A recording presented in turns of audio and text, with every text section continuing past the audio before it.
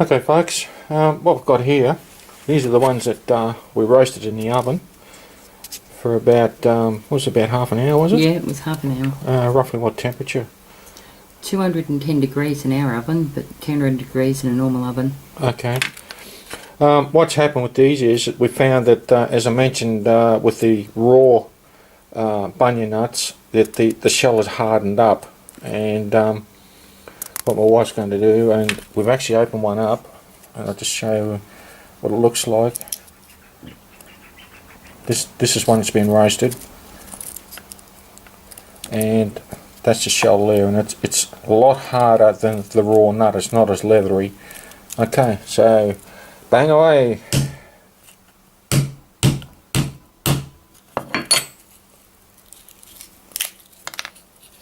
There we go. Now some of them may be a little bit harder to open. People might want to roast them a bit longer. But we'll do another one. Whoops. Slippery, that one.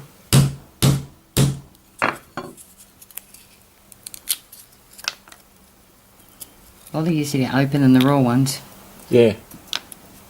Alright, we'll give it a taste test, eh? What do you reckon?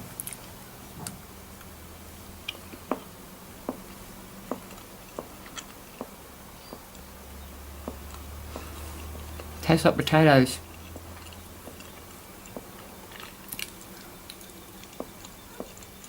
I'll try one. There's a little thing in the middle that's supposed to be poisonous. Depends which website you read. We're not dead. They have the texture of a potato, but they have a distinctive flavour, don't they? It's like nutty, to me it tastes like nutty mashed potato. Yeah. Very flavoursome. Oh, Very nice, gorgeous. actually. Very yummy, much nicer than the raw nut. Yeah, it is. And the raw nut tends to be a little bit crispier because it's raw, but these are probably a couple of cents short of being just a little bit on the doughy side. But gosh, geez, they're nice. Oh, yummo. Alright. Cool. Back later, folks. Okay, folks.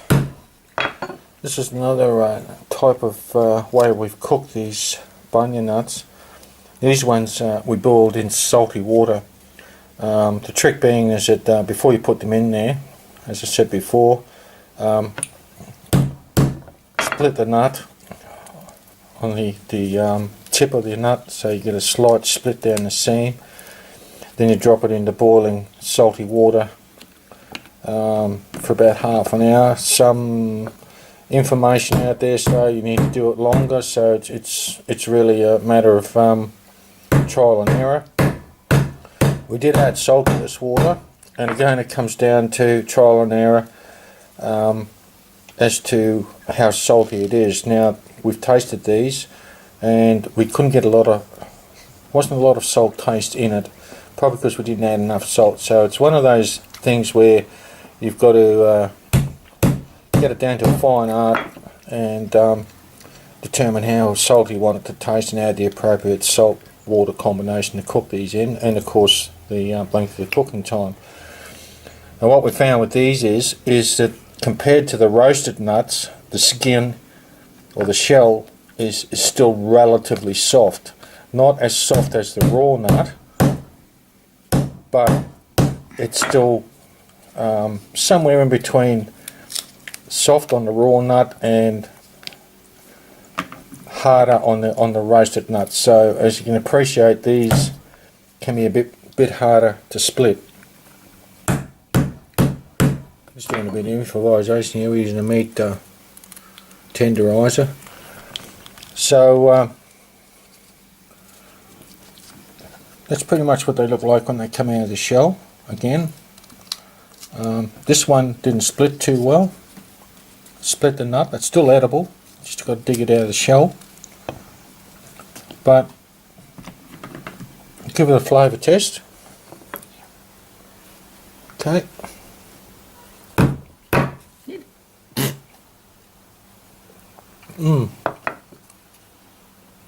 Still has a nutty flavour, but by boiling them, it's a bit more doughy. Leaning more towards a I don't know, well cooked potato, or some sort of dough. It's on the harder side. It's not mushy, but it's definitely doughy. It doesn't taste as nutty as the roasted ones. No, it doesn't. But they're still very flavoursome. They've got a very distinct flavour. Love them. Because salt is a natural flavour enhancer too, so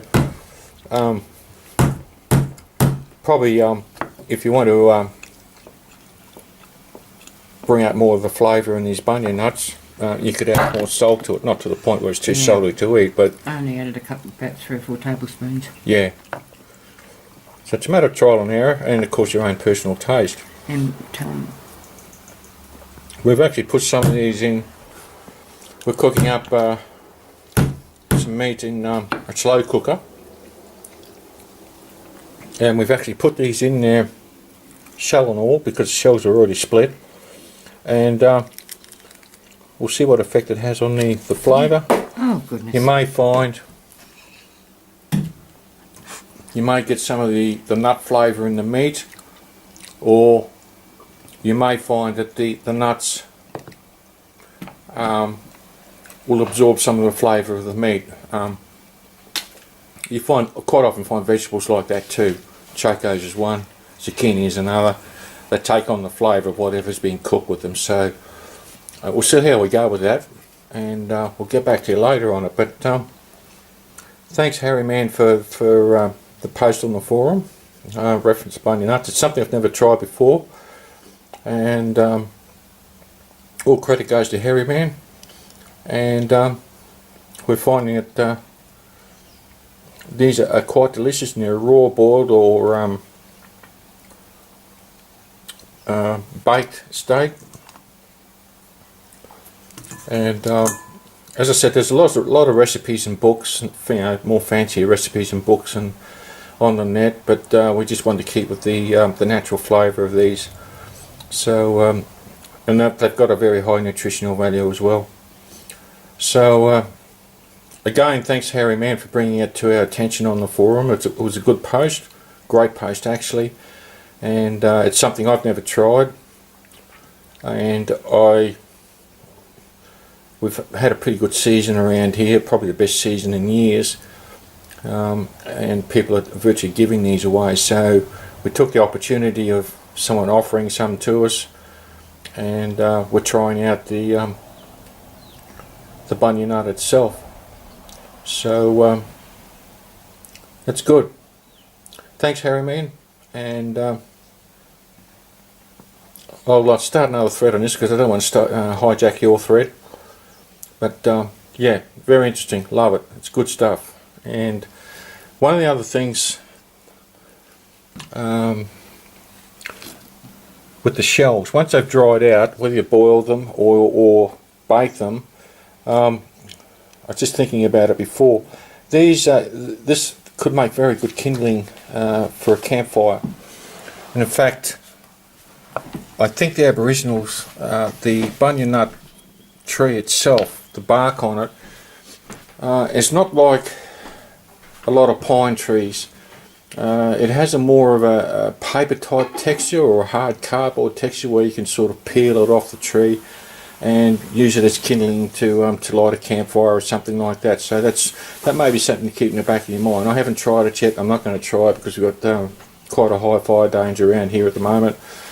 But something to keep in the back of your mind if you're out in the boonies there and you come across this and want a bit of tucker, if you want to cook them up or something like that, or indeed just light a campfire to cook something else.